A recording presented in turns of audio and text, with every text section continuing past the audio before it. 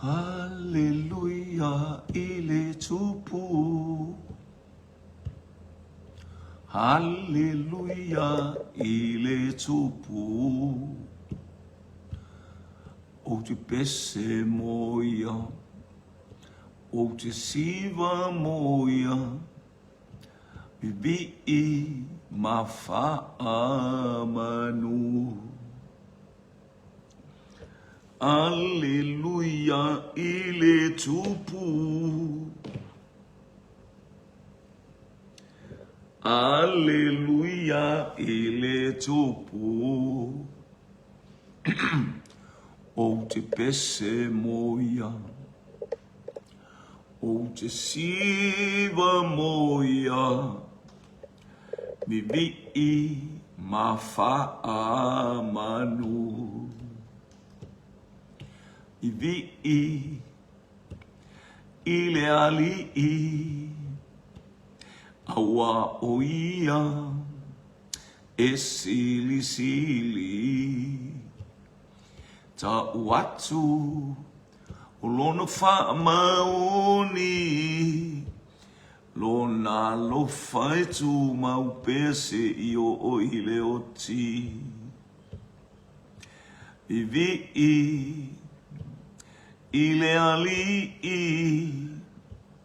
awa oia e sili sili ta watu olona fa'amaoni olona lo faitu mau pese io o ile oti Alleluia, ile tupu. Alleluia, ile tupu. O te pese moia, o te siva moia, bibi I mafa'amanu. O te pese moia, o te siva moia, bibi I mafa'amanu. Silsi li lava ohe, o ele fai, taulanga sili, Maualu ngā oe I mea uma Hallelujah Ua mātou o mai I fuia te o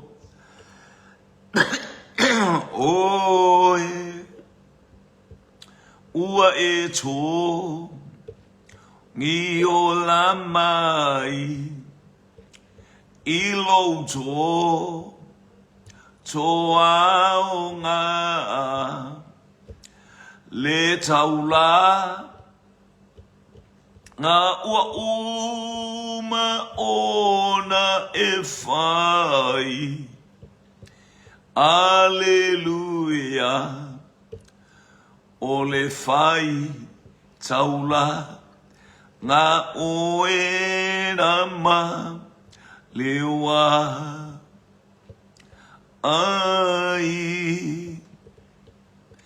O le whai taula ngā oe rama lewa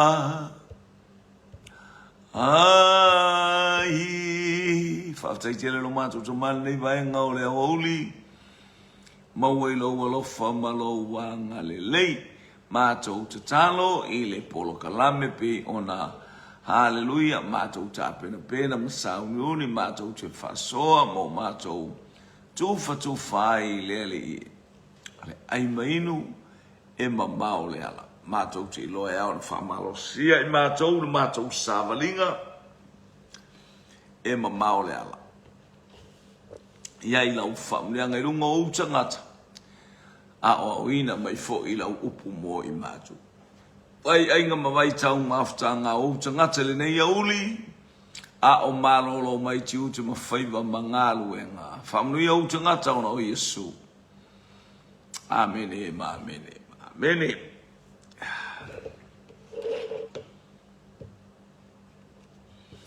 Fatalo pele aingon fato tua o whana mau mali nei vai nga o lea o auli. Ia ile anga leia ile pa ia lea tua musio tātou ainga. Hallelujah, whamanu i atu foi whaftai mo le whatalofa. Mai lea i tū mai ia tawhate tele o le tātou polo. Kalam fatalo watu ile angi e lutau. Hallelujah, whatalofa atu fo ile Global Kingdom. Hallelujah, ia te ila tō o a ngai mai ai lea taimi ma lea taimi ia whaftai foi whasoa. O mawai atu o le nei tae au, malo whai o le whaiwa whamanuia le atua i a te outou. Hallelujah, a o le tātou pokalame o le nei a uli whatalo whatu i ainga o whai na maua mai, i le manuia o le atua. Hallelujah, tālo whatu i ana saipele, tālo whatalo whatalo whili abau, malo le soifua, yanga le leile lii, faitele talofa na aftai mole fatalofa anga le leile ali ia ua amatalia fo ile tatou masenga ile nei vaenga o le tae au ia le ali ia ile anga le lei ma ile pa ia le atua ia te oi ia te tatou i mea umalawa ina ia ile fa moe Hallelujah. Ia ile marusianga vai ainga mawai te tau mawhatanga fo i ole nei aso.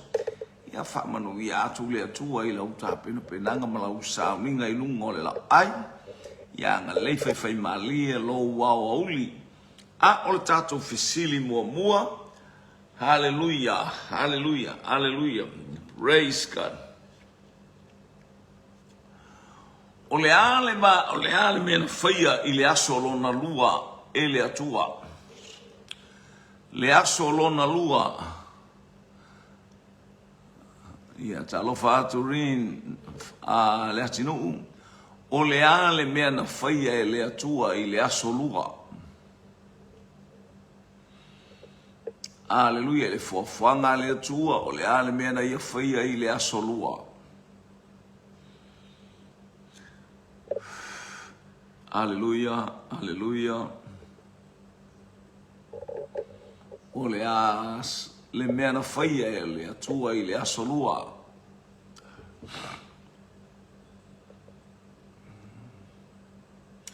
Whai le aso ono o le tangata, manu wai wha, oka mana ia a.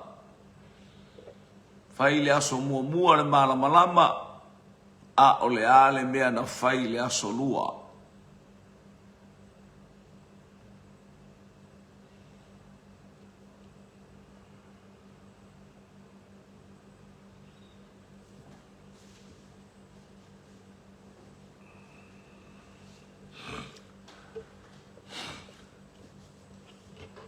Ia le wa mai tatu tali mua mai le angilu tau o le vani monimo po o le langi.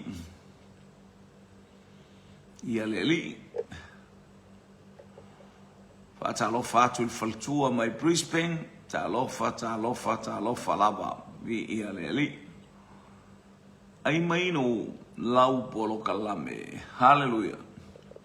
O le nei taiao, o le a le mea na whaia i le aso lua e le atua. Aleluia. Whaftai mo le whatalofa Susana. Ia le li. Ta lofa le nei tai au ia te oe po ta le iwa, po te ale iwa.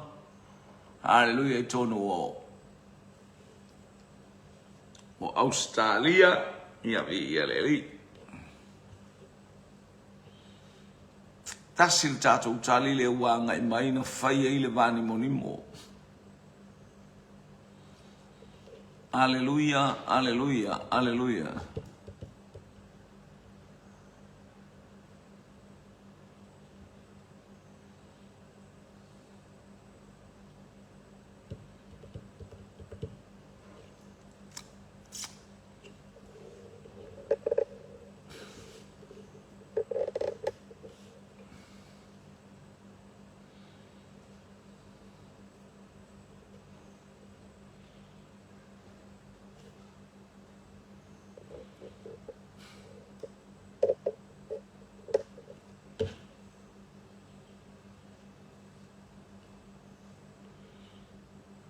le ua tali mai Susana o le vani monimo e vaiva inunga o le vani monimo malalo nei. Ua lua tatou tali, whaatali tatou tali stasi. Haleluia, lua tatou tali vani monimo, to e tasi as tatou tali.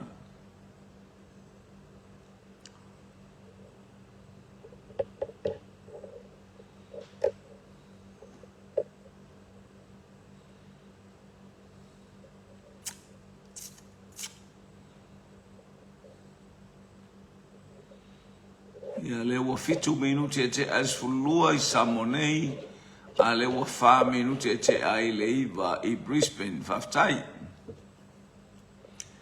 Haleluia, to e tasi as tatou tali wa lua tatou tali wa au mai le vani monimo, mai Brisbane, le vani monimo, mai o ta huhu le tatou ofisa tau tutono. Kene se mata ua mua whaupe ono o I le valu, ia ua tali la tatou fisili. Ai no fono fama lau tuspa ia te ilole mena e sa wili fisili e oso I aisu e maua lo umai. Maua le tali o le tatou fisili tau asia tatu pou talofa. Ia o lea ua tali le tatou fisili o le vani monimo I ia le li. O ile masina mua I tonu o le nuku o le atua. O mai le atua ina o le nuku. Aleluia. Mo fasi le paseka ma ai mailo le atua fai le masina lea ma masina mua o le tausanga. O ai le masina lea. Ana poseta Samuelu. Talofa. Hallelujah.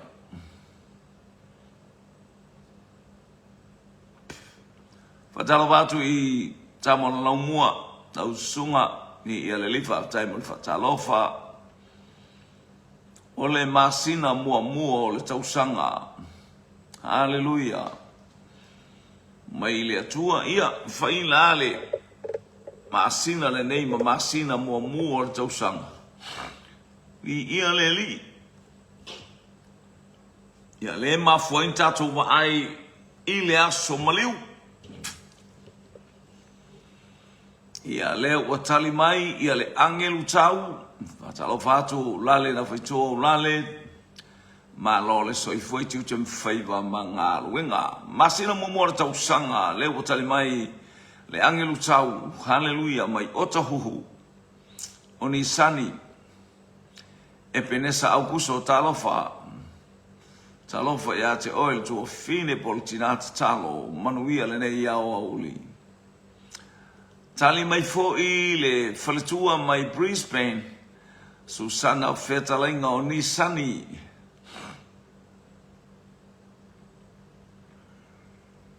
Tali mai ia whaiaonga ia unale, na whaitoa o apipa,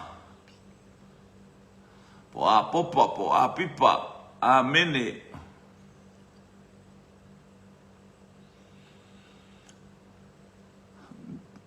Lua tatou tali e wa iai ni sani ma apipa. Toi tas tatou tali ia na awina atu lea o le tali o le tatou fisili.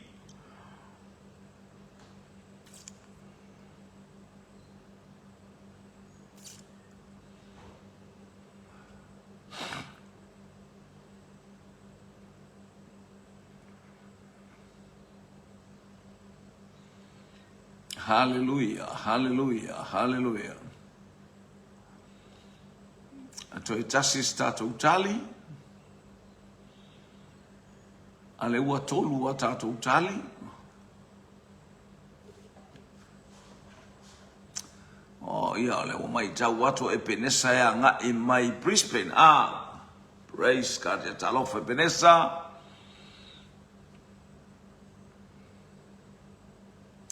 Ia ole foi mafuta mai Brisbane ole uso lao ole Susana ia e penesa tau foi o mai ato I Brisbane malo Brisbane o te roa le nā ua te alei vai tonu o Brisbane i le tae au. Ale nei ua whaasolo i mātou sumalua, sumaratasi minuti te ai le i tō lai se fulu male lua. Whamui atu le atua, ele anga i mai o si o tātou a inga. Le mali e ami atu tālofa. Praise God. Vi ia leli.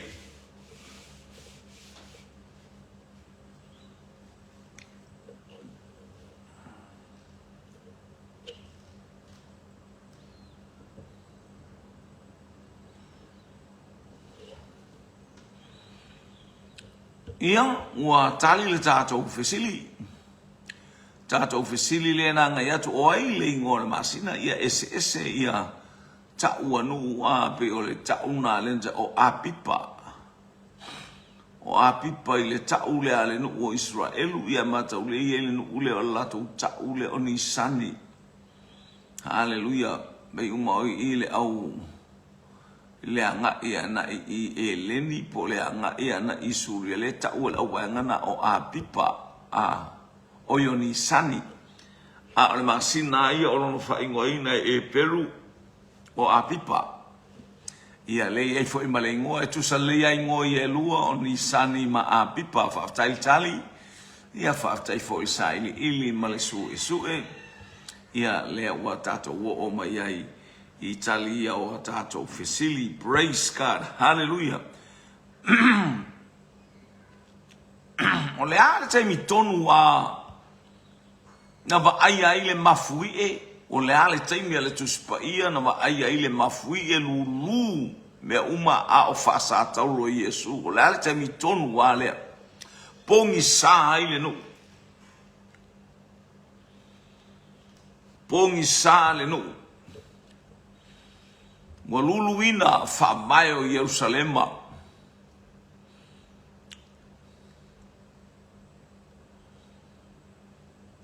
Ia, uti loa e wala aua toa saufa pito ia ono e moa leo le. O le tulanga o ieri saufa pito po al foi avisian whanau. Ua lulu le mafui el teimi o tautau Yesu i le la au. Ia le teimi tonu wa lea.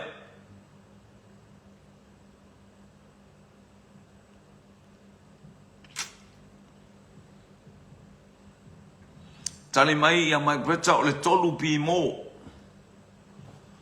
Tolu pi mo.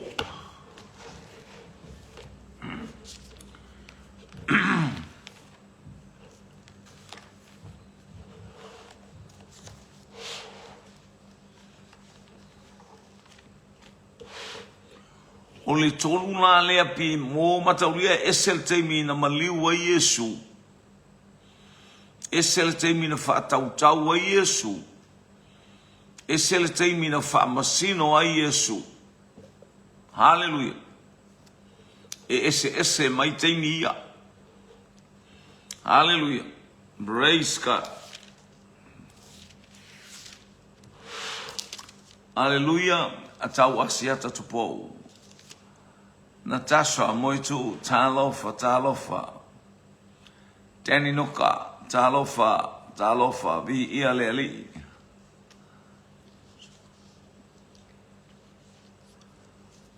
I tu aso e ono i le i tu aso e iwa. Whaftai, i sunga le whaia onga. Hallelujah. E ese taimi ia, mana ia leo mo maita ia i tu lai, o le i tu lai tolu, le i tu lai ono, ma le i tu lai Maleitu la lea e se fulu. Hallelujah. Praise. Oe maleitu la iwa whaftai. I ia le li. Ao leitu la na lu le mafui e wapongi sa le nu. Hallelujah. O leitu aso lea na whasa tauro ai Yesu. O le ale taimi tonu wa lea na whasa tauro. Ele i oti Yesu. O la e tau. O e lai tau wa Yesu. Ni ia le ali.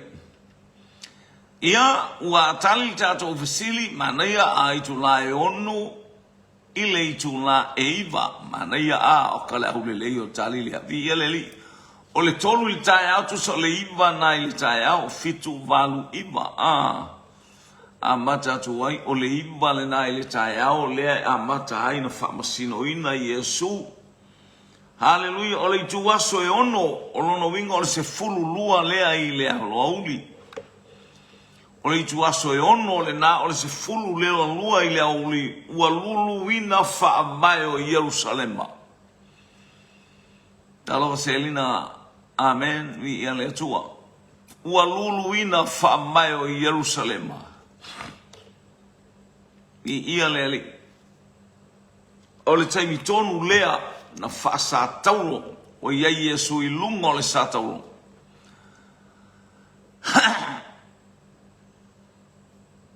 ia vi ia le li na fa pe mai siu so le tu lato ia le o le tu lana e ono fulu lua le ia maua mana ia nei tala i o le hutato sa le bali atu voi anga i le aso maliu haleluia ia ua e ma fai ule masina i le neiva yaso oi ia ua le sa o le sa le fa manatunga ia vi ia le li fa tai le atua i lana tausinga ia on tato savalia lo le o le sa haleluia e o le sa e tolu ia e tapena pena tu ai haleluia le malanga fa tupu a Yesu praise God ia vi ia le li a o le tula se fulu ma le lua o le ono le natu so le tau na ia lato o le ono haleluia e tau maila o le tula na se fulu ma le lua tu so le tula ono le fitu le valu le iva le se fulu sultasi se fulu ma lua ono i tula o le tau na o le se fulu lua pimo po le mitei a lea ua tupu ai le wa tu ia Yesu i lunga le sa taulo ma wa i lunga Yesu le sa taulo wa luluina fa vai o le langi ma le lalolangi wa masai le ie pui sai le malu o le ato le tino keriso wa fa momo ina moa mo oe mai tato umalama ia aleluia o le tulana eva o le tulana e tolu o le tulana tapena i Yesu le taulanga fiafi na fai mai ai Yesu lo tamai se ale me o e tulafa e me iau basta fa mole ai ale taimi lea na su e nai i e pui o le malu ua lulu ina fo ele i o taimi tonu ala le i taimi lea taimi tonu ana tfartua taimi tonu ana le tar sulua le ua lulu ina le malu ma me ia le whaavai o le langi mafui e ma me o te i tangata. Ia vi ia le li ua tu la i mai ia na o le i tu lana e se fulu lua. A le i tu lana bala awa Yesu lo utamai. Se ale me ua e tu la fua i mai ia tea. O wana i whaia lo loto a o lo fina. Ngalo whaaftai tali malama tai mo tali whaaftai le ai ngole whaatua tua le nei vaenga o le aso. Ni ia le li fatala batu haleluia le mai tai faia onga ia luse walesi a luse uta ulu Cornelio ia bi ia le li ia bi ia le atua fa tai mo fa mulianga ile ai mainu ia ai pea o steaks ma haleluia ia watu esa wele maseme ai alo tama wa mana ai kaliano asala tielu fi ia le ali praise God baptai luce mol fa malosi ole ai mainu ia tausami pia la usunga haleluia se tu wala onga na mantua le lo tama haleluia ia le tua praise God. Glory, glory, glory. Hallelujah.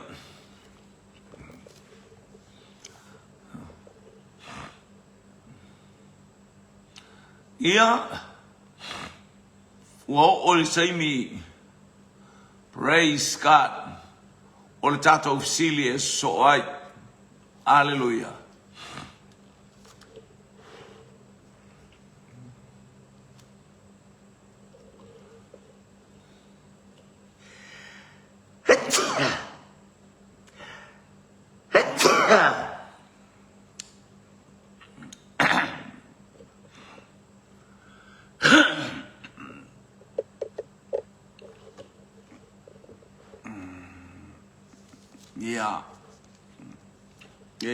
Aya Lucela Joya Maona Ileman to a million to ma. Vi Yali. Oi for Masina Lea, Tawaile, Inga Fab to a Jerusalem Malena Fire is set a memorial sky. Wailing all Masina Nana Fayale, Inga Lea. Ia lautele mai fo ita umaile ngole ainga sa faia e moret kaima e seta ma fai loa tu waile ngole masina sos tausanga o maile tai i te mine o lo faia pea le tausa minga le nei haleluia i le tausanga tonu lea ai mainu e mama o lea la o le afo i le ngole tausa minga lea ma nei a fo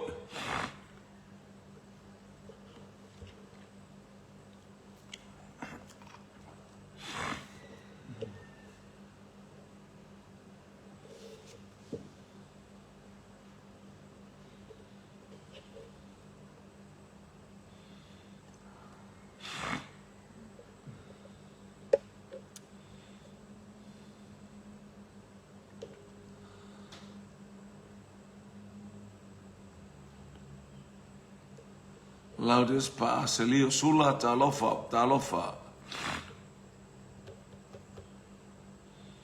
O ile ngole ainga le fai to tono i utaia. A ole afo ile masina e fai ile ainga le iona po e seta. Hallelujah. Male toi ina o moret kai ina wa fai ina i utaia. Masai uta. Pialeli.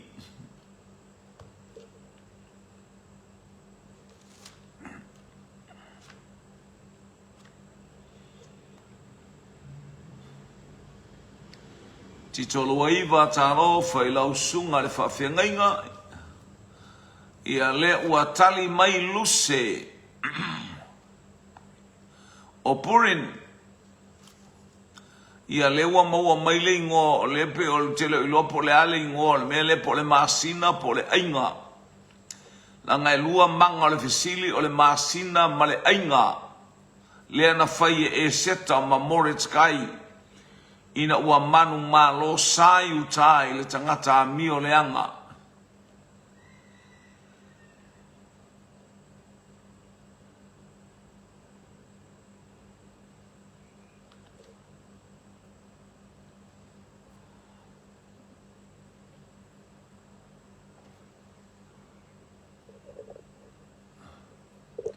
Hallelujah, hallelujah, hallelujah, hallelujah. Praise God. Ai mainu e mamao lea la.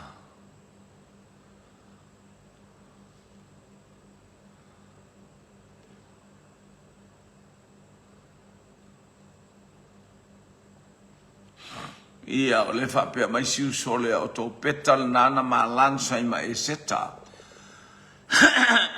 E iei le ngō le masina. E o le sa whai ei le ainga. Ia a lea foi ua whai ngoa ai ma le masina lea. Olo fia mawala le ngoa le masina whatalo watu sa o tama itai. Hallelujah. Ia Sister Liu. Hallelujah. Talofa le nei tae au whata mulfa talofa at foi. Anthony tanu wasa. Masina o atara ma le ainga o purina. O purima, ia vi ia le atua, le walua talia mai tafuna America Samoa, masina o atara, ma le ainga o le purim, ia vi ia le li. Hallelujah.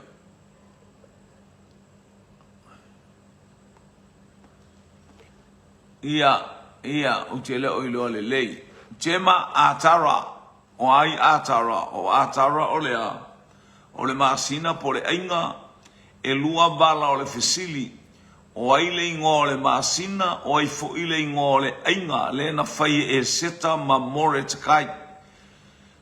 Fa ilo ai le manu malo yo o mai i ona ponei.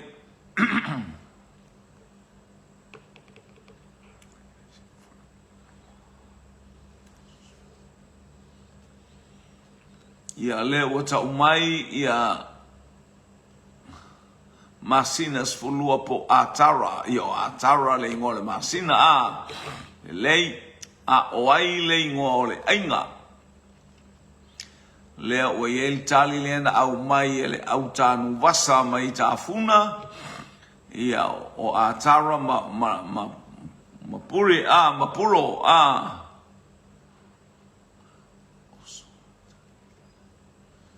ia le li toe fai lo atas toe paulo toe fai lo atu le fisili wa manu malo le nu ole atua e ala i tau mo whainga e seta ma more te kai o na whai eilo le ainga i utaia o le ale ingo le ainga lea a o le ale masina na whai ai o puro le ainga mai a tema a o a tara le ingoa o le masina whaftai. Ia, o te lo le wanga i mal tatou tali, ma ua whamanuia fo tatou tali sa o le lei. Tau lia o le tali lea o le manu malo tangata sa iuta, ma whamanuianga sa saa mai a le atua e manatua pele nuu o le ainga le o puro. O puro le ingo le ainga lea, o le ainga e wha manatu ai, haleluia le manu malo o i utaia, haleluia i tangata le anga sa tau mwhai, ina ia o lato ufasi o tia, mi ia le li. Praise God. Ia,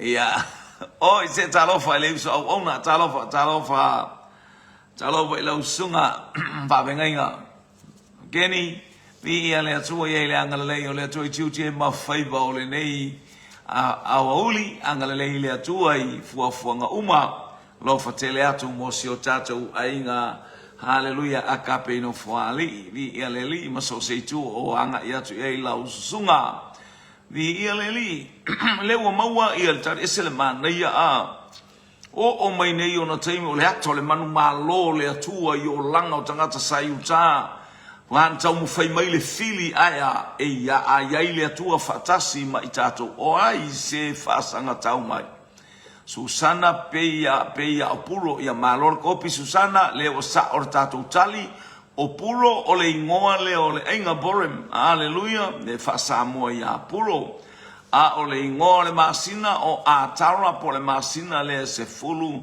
malelu o le tausanga ia le li praise God ia ngai ese atato i tato whapeato o te sema ia ele anga ele o te sema le masina a mata mai a pipa ni sani a e whai mai a tara tato te le lola langa o ni sani po o a pipa e a mata mai ia aperila se fulu lima o mati fulu lima o aperila taule masina a peva penale se winga baba ia tu iai ai fa tai ole manu malo le nu nale wa faile ainga oka se saoloto oka se fia haleluia fa penalo so ifua au ono te no foile la o ai le tupu ele au noa te nofo i le ainga o whaamanuianga o le upu o le atua o le mea aisili mo lo wanganga mo tātou wanganga.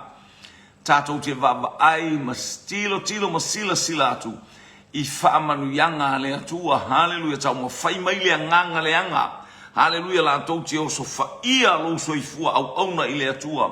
O oi o le Jerusalema wha le anganga o le atua aia. O lo o ata te tele ia te oi le manu malo le atua.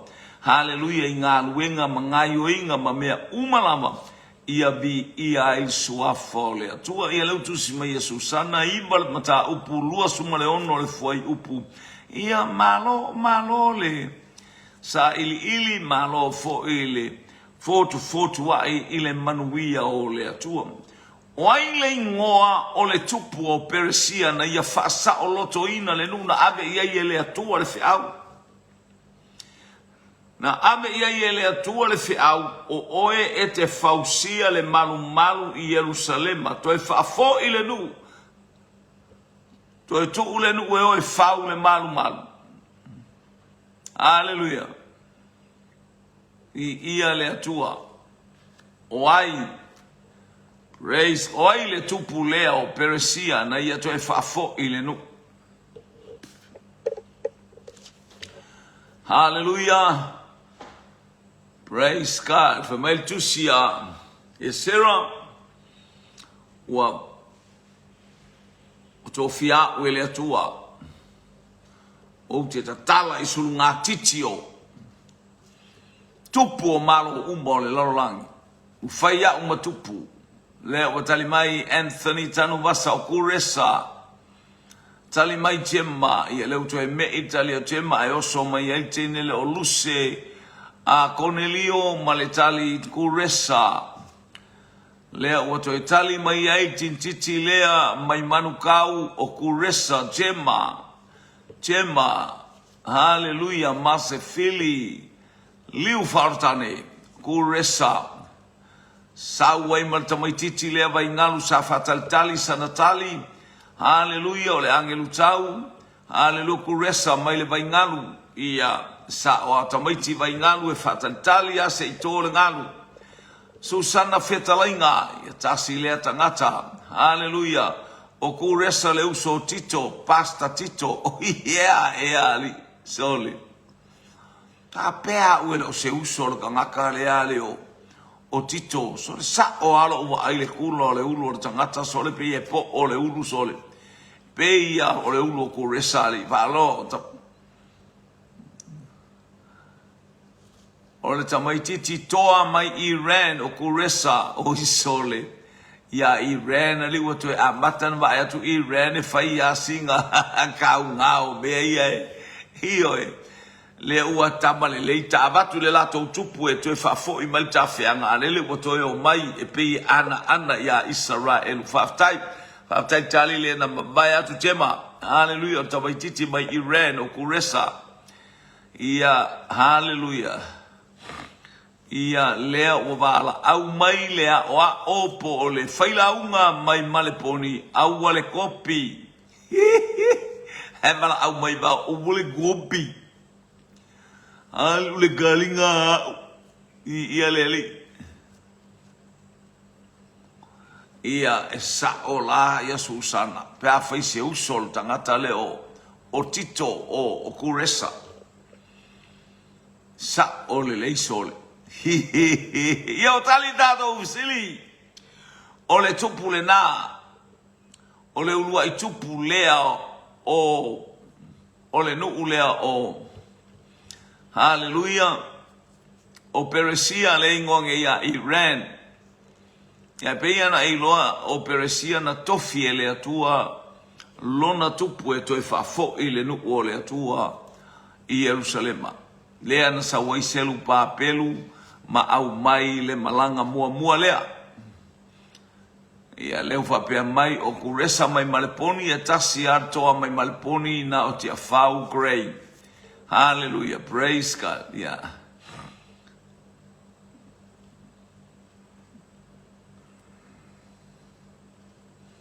Yeah.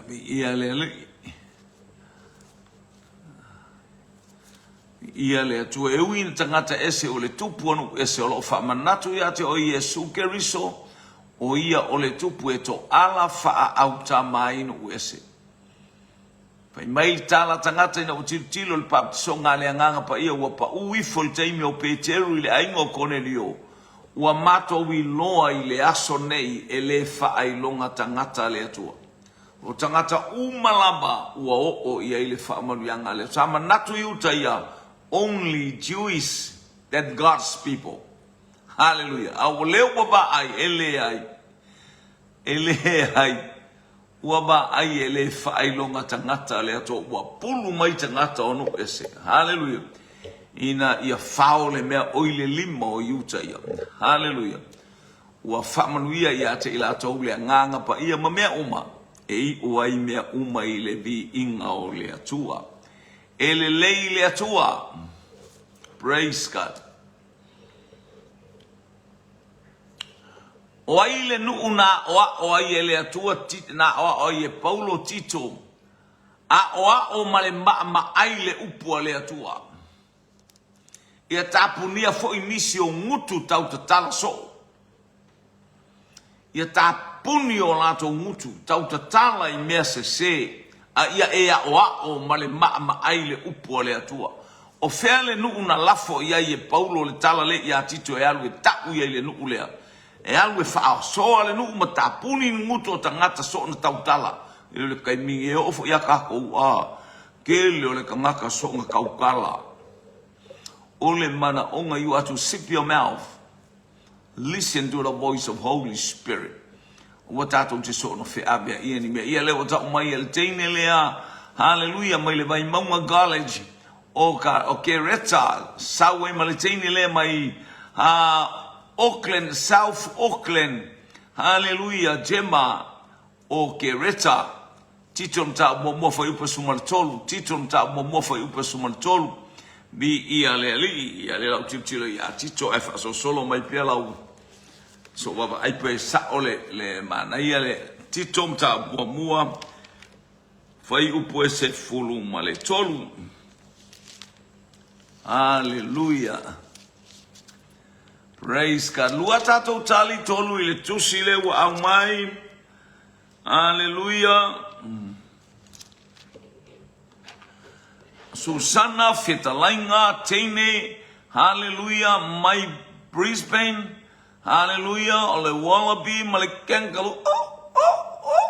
Malekangalu. Hallelujah. Ai wa bela sana supo kangalu. Anthony Carl Tanuwasa Josefa Tanuwasa. Maletali Okereta. Hallelujah. Ta upes mo fa upes montolu. Ole moli ma moni lava lea. Ole mele ia ma ai. Ona ea wa ia tu ia te ilato. Ina ia lato. Fa maoni ile fatu atua. Hallelujah. Praise God.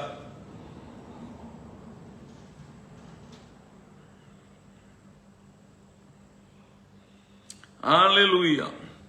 Foi mai foi pas formal foi pas sultasi. A wai to atele o e soli tu la fono wa tau tatala I upule au nga male se male fase atu. Ai sili musale au peritome yo ka ko wala au fala ingale fai me se my Greta o Kereta Susana Kereta. Hallelujah. Yeah, praise God. Hallelujah, praise God. Foi mai lo fai upulea e sumaltasi. E tatau ina ia punitia o lato ngutu. Wa lato faliliu ese inisi a inga atoa. O loa o I mea le tatau. Ina ua mata pea ile o loa. Fia fai mea la Kau fai e faseka ngaka le kale siam kau fai ina ia o mai. A ole o mainga ina ia maua ai se ta mau a inga po se tupe. Mai lol fai upu sul tolu le na au mai ele to fine ya Gemma. Hallelujah. Ole mole mamoni lama lea. Ole mea lea ia ma ai ona ea o ai atua ia te ilato. Ina ia lato fa maoni ile fa atua. Manga ia le o ngole upu le atua na tunua ua maua. Ole ekalesia I Kereta. Ole ekalesia I Kereta. A o iai tito. Ia lea na bala awa ile upua lea tua ia whaamalosi. Hallelujah. Wa ole nu uo ese. Hallelujah. Mamea whaale tonu. Tai lava luse ole whapea mai whai upue lima. Ole mea lea na outu uai o I Kereta. Whaftai vai lau wasenga I pasi. A le te mata mai pe. Aua e tata mai ai baba ai lau wasenga. Nai ula babale tamaiti Kereta tito mata upu mua o e penesa tito mata mua lima o sumaleono faftai sele mana ia fo io le fo ia tali atali ila le nganga no fo ai ta malo Paulo matusi mai ilo natali il fai fi aula titi mal fai fi au mosi o Timoteo matito ina ia whaamalolosi. Whaapea fo ili whaamalosi au mai a lea nganga pa ia ia i tātou i le itu aso, ma le itu aso au tātou i ele mataupu. Ai mainu e mamao le ala. Ina i o tātou malolosi, tātou maua. Hallelujah whaamurianga lea nganga pa ia i lea taimi ma lea taimi. Ina ia i umea uma i le vi inga o lea tua. Praise God.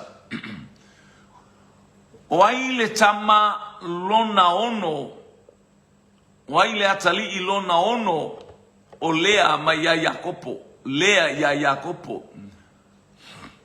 Mua de upena, lua Simeona, tolu Levi, fa o le tama o, Hallelujah, o Yuta, lima o le tama o Isakara, a o ai la le tama lona ono, ia le wefa longo ba wata umatu, alfana wata malo, a pita muripola, talofa, fa fawina tani elu, hallelujah, le aingo le fa totua, manuia le anga imai, ia le li. O ai le tama lona ono, ale lo matua o lea, po le atali i lona ono lea, ia Yakopo le wai whalongo mai matua ia sau fo iso nga sau ai o tama matua ia hallelujah ia lewa tali mai jema o sepulona tama matua hallelujah o reupena lua Simeona tolu Levi fa Yuta lima Isakala male tama lewa ta umai e jema fa mai o sepulona e penesa au kuso o sepulona Anthony tanuasa o sepulona tolu tali le ingo sepulona. Hallelujah. Ai mainu e mamao le ala fata totali lu se walesi. Hallelujah. Ile le ingoa o sepulona. Fata totali, joe tasi sta totali. Anga iatu, hallelujah, po sa o po se fatali. E aunga fatasi ile ingoa o sepulona. So aono le whanau lea oka se whangau kele. Lewa sau titi lea mai Brisbane fale tua ia Susana sepulona le gasen ole angelu tau ea li ke o fa ui o longa winga le ke mo fekele fongia i male angelu tau e loa ngi mea sole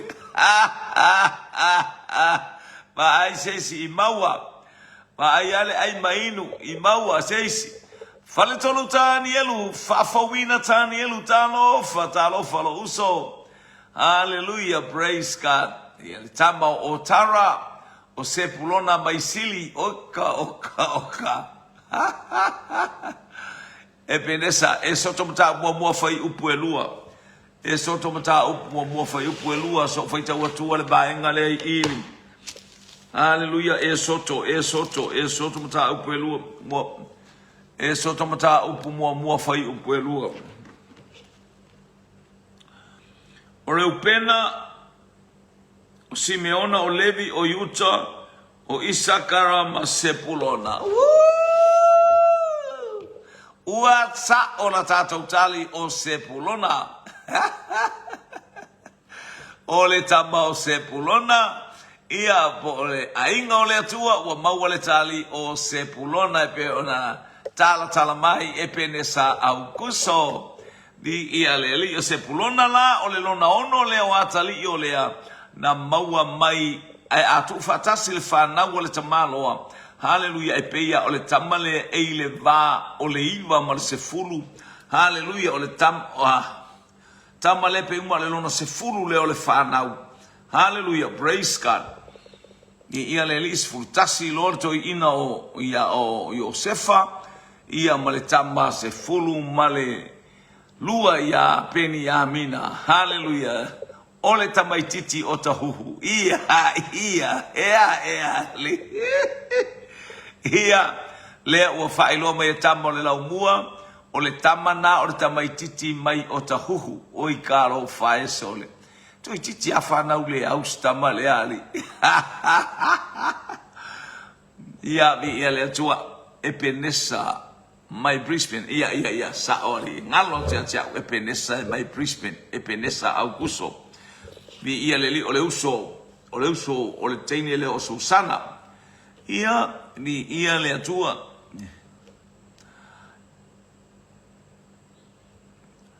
Praise God. Ia, o ai la tangata to soatina ia o ai la le na fa mano sia tina wa le fu fa mai teni le ta watu ia le mana o ta watu o ai le na fa mano sia tina nga tupu ai le bebes ile ainga o ai le na so na tango fia ma le ma fau ya tina fa malo si tina o la tu ta ele kalo fai vai la lu abakwa nga o le pikola le ai uku ai muli ane ua si ile fale ole ainga lea o ai lea na haleluya na ia fatama ia pena le mafau haleluya mana toso ia tina lele ua sautali mo mua tene lea haleluya tene manukau o se kema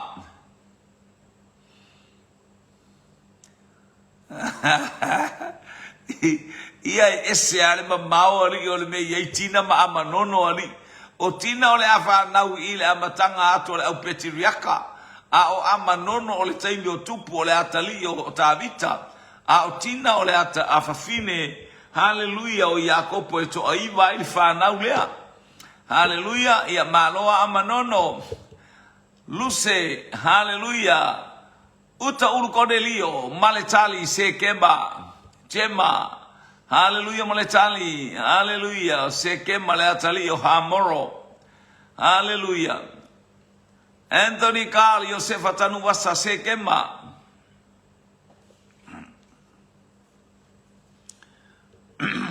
haleluya genese tolus ful malefa tanu wasa family maletali haleluya se kema e penesa Augusto le faletua mai Brisbane o se kema Susana Fetalainga ia walelei ia leo watali mai Susana haleluya o se kema na mua ia leli ile ainga fatu tu tato yeli dato polo kalame ia na wata uloa ia tina fa mai ele o ta ua tu atina ia le mana onga fo ile se ta ua tu ale mena bau ai tina matala ia ile fili e fa sanga mai tato ile taimi la tu stenia ta ele stenia mata ile ai malenu ia ai tangata vale inai o ia ele atali o le ali ta ua o le nu o le tupu le o le nu o ia le ona le ai e ana fai ngo ile ngo lo natali fai ngo lo natali ile ngo le ai o se kema le ai mua ile tus ile ignu o kanana na tau nu iai apero amo osi ai le taulanga tango loa apero amo fatulo na fata fai taulanga fatulo na pule la ai la unga ilo na ainga maosi le taulanga iwa tele le fa'alabe tele iwa o le teine le ale iwa peia o peia le angelu tau sole o le fa'alabe ia via le atua ia anga le lei le atua ia fa'amanuia le atua isi o tātou ainga au tātou anga ia tu le ungala tātou polo kalame o ai le tangata fa'atali atu le ainga le nu o le atua i se fe au mai le atua ai sau ua le tautala fa'atali atu le ainga o le atua po le a ea se fe au le a au mai le atua ai sau ua le tautala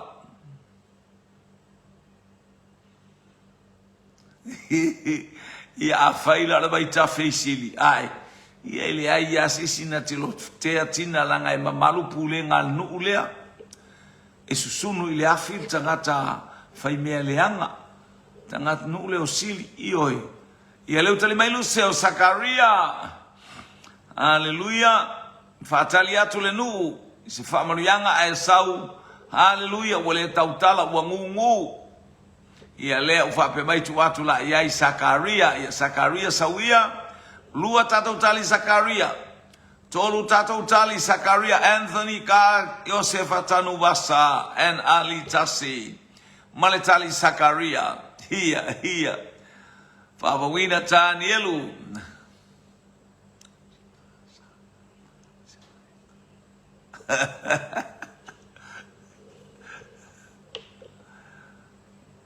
Praise God. Leo tau Sakaria, mai saai. Hallelujah, mai a Susana Fetalainga. Ia Sakaria na lau fai au I New Zealand. Hallelujah, I se vaenga o Aukilani I West. Hallelujah.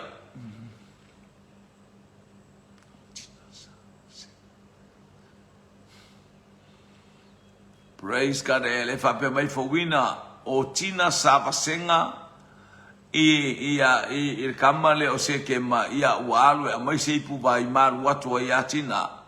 Hallelujah. Ia sa olele ia stato no wali ia le fo fai mai ali tangata ia sole ka umai ai sili ali. Ia le wanga I mai fa mai o tamalo ngata I vai o Sakaria. Mai le angelu tau fafawina tanielu o Sakaria. Ua mawala tali o la tato fisili. Hallelujah. Ia o Sakaria fatali tali le numa taulia e. Baba yatu lupu ani manuia o le au mai. Ia ai sau le tali matuale tala feanga. Ia sau wale eisi tau tala. Manatu atoa ole no wai eise mea matautia ua tilo tilo ia ile. Faila unga aile ai ua simple mouth. Hallelujah ele anganga pa ia ona olele tal tonu malele fatotua. O ia le alo ba ai mai se manuia mastala lele au mai tonu. Ia ale o sau e fale tonu. Sa olele tamalo mai sale aula. Hallelujah o faofo. Ai mai no e mama ole ala. Praise God. Hallelujah. Hallelujah. Ia leli. Praise God, praise God, praise God. Talofa istentiti ia leli. Hallelujah. Ia ua. Ortato talina, ortato ofisili muli la anga iatu. Ia ile anga lelei ole tu mule pa ia le tu isi tato ainga. Hallelujah, praise God.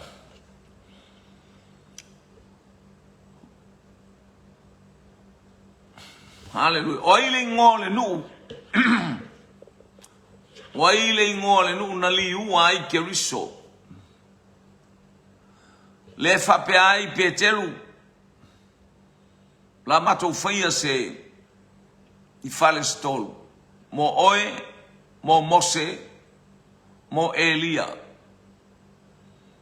Mai matou te faias fale. Eno no foi tatou inei. Fea tonu wale ele lea o inana liutino. Ai keriso maleleo na fape malo watali pelelena. O te fia I ate ia. Hallelujah. Fea tonu wale ele. Tali mai Anthony tanu wasa. Caesarea Filippo.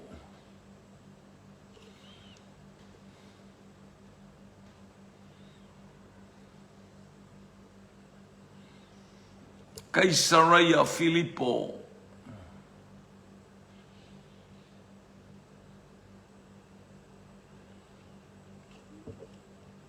Hallelujah, tasil tatou tali. Mai le ainga, mai tafuna Amerika Samoa Caesarea Filippo. Leo watali mai tatou tua fine lea mai Brisbane. Hallelujah. Queensland, Queensland, Hallelujah. Susana Fetalainga o Caesarea Filippo.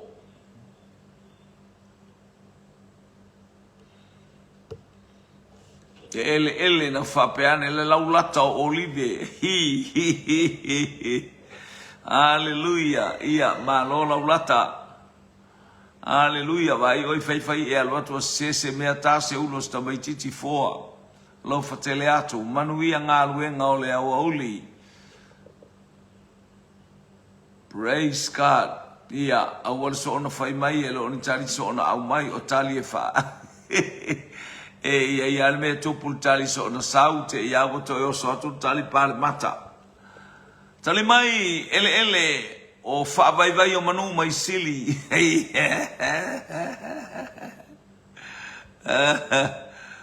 Upa iyo, babayo mangu. Iya le tua. Ia le ainga ole fatotua, ia ma le ainga, haleluya ole senga ole ai mainu, haleluya le whanau kiriso e fia i le fasoa, talitali a tata ofisili, ia anga le lei le atua, pa iatu le atua, haleluya, praise God, e fui te mi whapea e tangata e fai soo i ofisili le alana fai soo, le anga sui mea tangata le tata ofasenga, haleluya, le angalo wiloa na o oe, ia lele o sau savelu mfa mai vai o manu. Fatai. Ole, praise God, fatai se ba, vi ke le a me o male, wa o le a mar ke le.